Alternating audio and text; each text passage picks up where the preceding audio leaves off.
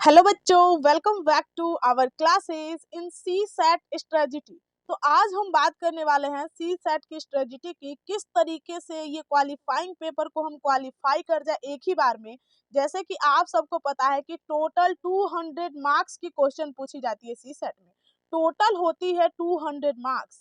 दिखने में और कहने में बहुत आसान है बच्चों, लेकिन बताएंगे आगे कैसे इसको हमें क्वालिफाई करना होता है। टोटल होती है 200 मार्क्स और हमें लाना होता है 66 मार्क्स, यानी कि क्वेश्चन का नंबर होता है टोटल 80, हमें सॉल्व करना होता है टोटल 27।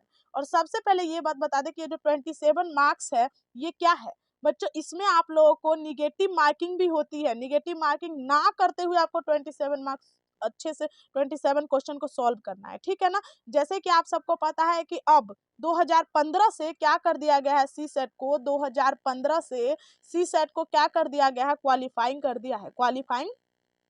दिया है सी सेट को, ठीक है ना। तो अब अगर क्वालिफाइंग सी सेट हो चुका है तो आप लोग को 66 नंबर लाना ही होगा, ठीक है ना। और देखिए आप लोग 27 तभी सही करें जब आपका जान लो कि आपका निगेटिव मार्किंग में नंबर नहीं कटने वाला है, वरना अगर कट जाता है तो आप फेल हो सकते हैं, ठीक है ना। अगर आप क्वालिफाइंग का मतलब ये होता है कि अगर आप इसमें फेल हो गए तो आगे की आप एग्जाम ही नहीं दे पाएंगे, मेंस का एग्जाम दे ही नहीं पाएंगे, ठीक है ना। तो इस हिसाब से हम कहते हैं कि सी सेट पेपर हमारे लिए क्या है, बहुत ही ज्यादा जरूरी है, ठीक है ना। तो हमें सी सेट का क्या करना पड़ता है, एक बार पढ़ना पड़ता है अच्छे तरीके से, ठीक है बच्चों। तो चलिए स्टार्ट करते हैं, हम सी सेट की सिलेबस को देखते हैं।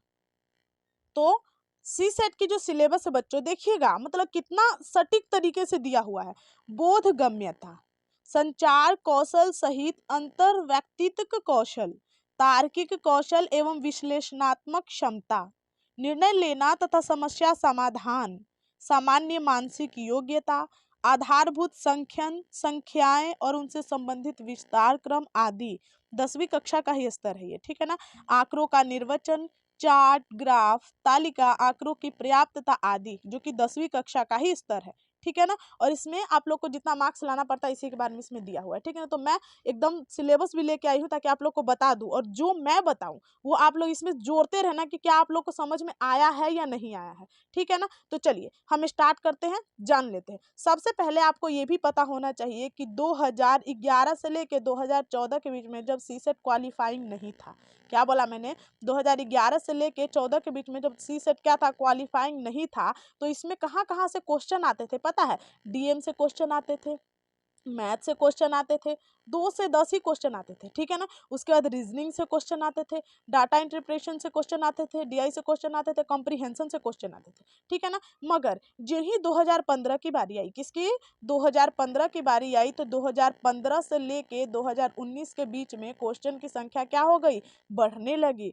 मैथ का क्वेश्चन बढ़ा दिया गया, रीजनिंग का क्वेश्चन भी बढ़ा दिया गया, ठीक है ना। उसके बाद डिसीजन मेकिंग का क्वेश्चन इसमें ऐड कर दिया गया, ठीक है ना। रीजनिंग का क्वेश्चन पता है बच्चों, रीजनिंग का क्वेश्चन ना 30 से लेके 35 के बीच में आना शुरू हो गया, ठीक है ना। और डीआई का क्वेश्चन भी बढ़ा दिया गया, कितना, 12 से 13 क्वेश्चन के बीच में आना हो गया। डीएस का भी 2019 में शामिल नहीं किया गया था, 2019 में इसको शामिल नहीं किया गया था, इतना ध्यान रख ले, ठीक है ना। 8 से 10 क्वेश्चन फिर आगे धीरे धीरे क्या हुई, जैसे कि 2020 की क्वेश्चन आई है, 2021 की और 2022 की जो थी उसमें हम लोग देखे हैं कि हाँ आया हुआ था, ठीक है ना। तो अगर मुख्य रूप से एक छोटा सा वर्ड हम बोले तो अगर मान लीजिए कि ये हम क्या करते हैं, सी सेट का ग्राफ बनाते हैं, तो 2014 तक तो ऐसे चल रहा था, लेकिन जो ही 2015 से आगे बढ़ी ऐसे हो गया ये, ठीक है ना। ये 2014 तक का है, ठीक है ना, 2014 तक का, 2015 से लेकर और अभी तक 23 तक, ठीक है ना, यानी कि 22 तक ऐसे चल रही है ये, ठीक है ना। तो हम लोग पढ़ने वाले हैं क्या, हम लोग सी सेट की पूरी सिलेबस पढ़ने वाले हैं, ताकि हमें क्या हो जाए, आसानी से हमारी तैयारी एकदम कंप्लीट हो जाए। आप लोग जहां भी, मतलब एक बात ध्यान रख लीजिएगा कि अगर आप एग्जाम देने जा रहे हैं ना, तो जो भी पढ़ के जाइएगा कंप्लीट पढ़ के जाइएगा, जो भी पढ़ के जाइएगा ना कंप्लीट ही पढ़ के जाइए। क्यों, क्योंकि मान लीजिए अगर रीजनिंग इजी आ गया तो रीजनिंग का आप क्वेश्चन खींच लीजिएगा, मैथ अगर इजी आ गया तो मैथ का क्वेश्चन खींच लीजिएगा। अगर मान लीजिए कि जिस चीज में आपको लगे कि नहीं ये इजी आ रहा है, हम लोग क्या करेंगे, उसको खींच लेंगे, ठीक है ना। आप सबको हम बता दें कि टोटल जो होती है ना 80 मार्क्स का क्वेश्चन होती है, टोटल 80 मार्क्स का पेपर होती है, ठीक है ना। 80 मार्क्स को हम 4 भाग में ही बांट देता है, ठीक है ना, 20-20 मार्क्स में, ठीक है ना। 20-20 में क्या करता है, 4 भाग में बांट देता है। इसमें से कॉम्प्रिहेंशन को पढ़ना कितना ज़्यादा जरूरी है सोच लीजिए। 1 से लेके 8 के बीच में, 1 से लेके 8 के बीच में हमेशा कॉम्प्रिहेंशन का ही क्वेश्चन रहता है। क्या बोला मैंने, 1 से लेके 8 के बीच में हमेशा किसका क्वेश्चन रहता है, कॉम्प्रीहेंशन का ही क्वेश्चन रहता है, ठीक है ना। तो हमें कॉम्प्रीहेंशन पे थोड़ा ज़्यादा ध्यान देना है और एक एक करके सारी वीडियोज आप लोग को मिलने वाली है, ठीक है। तो धैर्य बना के रखिएगा और तैयारी कीजिएगा। ये थोड़ी सी ये बहुत ज़्यादा लंबी जर्नी है, 2 साल का, कम से कम 2 साल आप लोग को टाइम देना पड़ेगा। तो इसमें आपको सबसे ज़्यादा क्या है, आत्मविश्वास, आत्मसमर्पण एवं आत्मसंयमता जरूरत है, ठीक है ना। क्योंकि आप जब तक आप लोग ये नहीं सीखिएगा फिर थोड़ा सा मुश्किल ही हो जाएगा, ठीक है ना। तो आप लोग को आत्मविश्वास करना है और खुद पे ट्रस्ट करके और आगे चलना है, ठीक है ना। तो हम थोड़ा सा जान लेते हैं कि रीजनिंग में आखिर क्या क्या हम बताने वाले हैं आप लोग को, ठीक है ना, हम क्या क्या पढ़ाने वाले हैं, ठीक है ना। सबसे पहले हम जान लेते हैं थोड़ी सी रीजनिंग के अंदर, हम रीजनिंग के अंदर क्या क्या पढ़ाएंगे, जिसमें हम पढ़ाएंगे आपको जनरल मेंटल एबिलिटी, ठीक है ना। अगर जनरल मेंटल एबिलिटी की हम बात करें तो इसमें से 5 से 6 नंबर आते हैं, ठीक है ना। जैसे कि पजल हुआ, ठीक है ना, पजल टाइप का क्वेश्चन हुआ, ये सब क्वेश्चन आप लोग आराम से, ये इजी होता है, तो इजी पहले समझ लेंगे, उसके बाद आगे हार्ड पढ़ेंगे, ठीक है। उसके बाद एनालिटिकल रीजनिंग पढ़ेंगे, ठीक है ना। एनालिटिकल रीजनिंग, इसमें 12 से 16 नंबर के क्वेश्चन पूछे जाते हैं, ठीक है ना। जैसे कि सीटिंग अरेंजमेंट हुआ, इसको थोड़े से टफ माना जाता है मगर एक्चुअली ये टफ है नहीं, ठीक है ना। और जो बच्चे जैसे कि रीजनिंग की आप तैयारी कर रहे हो, एसएससी में भी आपको और भी एग्जाम में रीजनिंग पूछी जाती है, तो आप लोग को एक खुशी की बात ये बता दूं कि एसएससी की रीजनिंग का लेवल और इसकी रीजनिंग का लेवल में बहुत अंतर होता है, ठीक है ना। तो ज़्यादा आप लोग को वो नहीं होना है, ठीक है।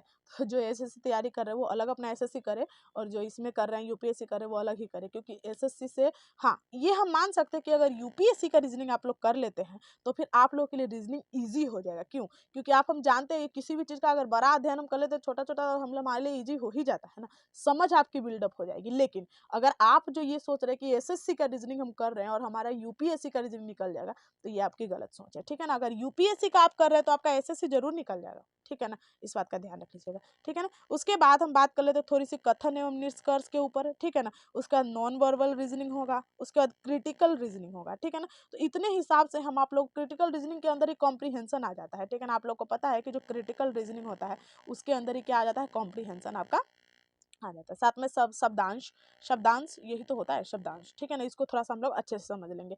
फिर हम बात करेंगे किसकी, मैथ की। मैथ में जब हम लोग जाएंगे तो देखिए आप लोग जो मैथ में क्या पढ़ने लगते हैं, बहुत मैथ में बहुत चैप्टर होता है, ट्रिगोनोमेट्री होता है, ऐसा होता है, वगैरह होता है वगैरह, लेकिन हमें सब नहीं पढ़ना है। हमें सिर्फ और सिर्फ क्वांटिटेटिव एप्टीट्यूड को पढ़ना है। क्वांटिटेटिव एप्टीट्यूड समझ रहे हैं ना, क्वांटिटेटिव एप्टीट्यूड आप पढ़ेंगे तभी तो मैथ का क्वेश्चन सॉल्व कर पाएंगे। उसमें आप लोग को कुछ नहीं, परसेंटेज पढ़ना है, प्रॉफिट एंड लॉस पढ़ना है, पाइप एंड टंकी पढ़ना है, एलसीएम एचसीएफ पढ़ना है, उसके बाद परमेंटेशन एंड कॉम्बिनेशन पढ़ना है, टाइम एंड डिस्टेंस पढ़ना है, डीआई पढ़ना है, एवरेज पढ़ना है, टाइम एंड वर्क पढ़ना है। आपको ज़्यादा नहीं पढ़ना है, जो पढ़ना है हम आप लोग को पढ़ाएंगे, बस आप लोग ध्यान से पढ़ते रहिएगा, ठीक है ना। उसके बाद जब इसको हम लोग देख लेंगे, मैथ को देख लेंगे, तो हम लोग गद्यांश को देखेंगे। किसको देखेंगे? गद्यांश को देखेंगे।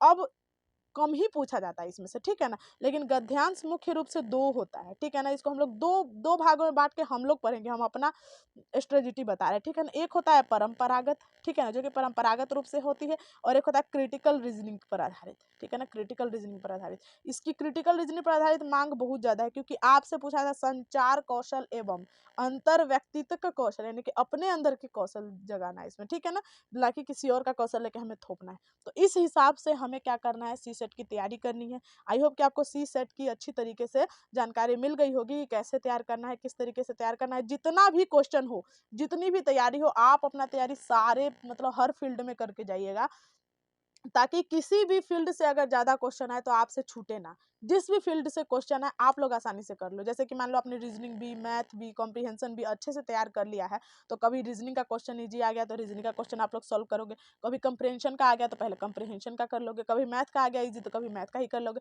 कभी ऐसा हुआ कि पूरा इजी ही आ गया फिर तो आपके लिए बल्ले बल्ले, ठीक है ना। लेकिन आपको सॉल्व कितने करना है बच्चों? टोटल मार्क्स 27 क्वेश्चन आपको सोल्व करने हैं। वो भी पता है कैसा क्वेश्चन? 27 में आपको कैसे क्वेश्चन जो आप समझ सको कि चलो आपसे वो गलती नहीं होगी, ठीक है ना, आप निगेटिव मार्किंग में नहीं फंसने वाले हैं, तभी आप 27 करके निकले। अगर नहीं, आपको पता चला कि नहीं हम निगेटिव मार्किंग में फंसने वाले हैं, तो 27 करके मत निकलिए, क्योंकि 200 में ना बच्चों, ये 200 मार्क्स में टोटल 66 मार्क्स लाना नहीं आसान बात नहीं होता है।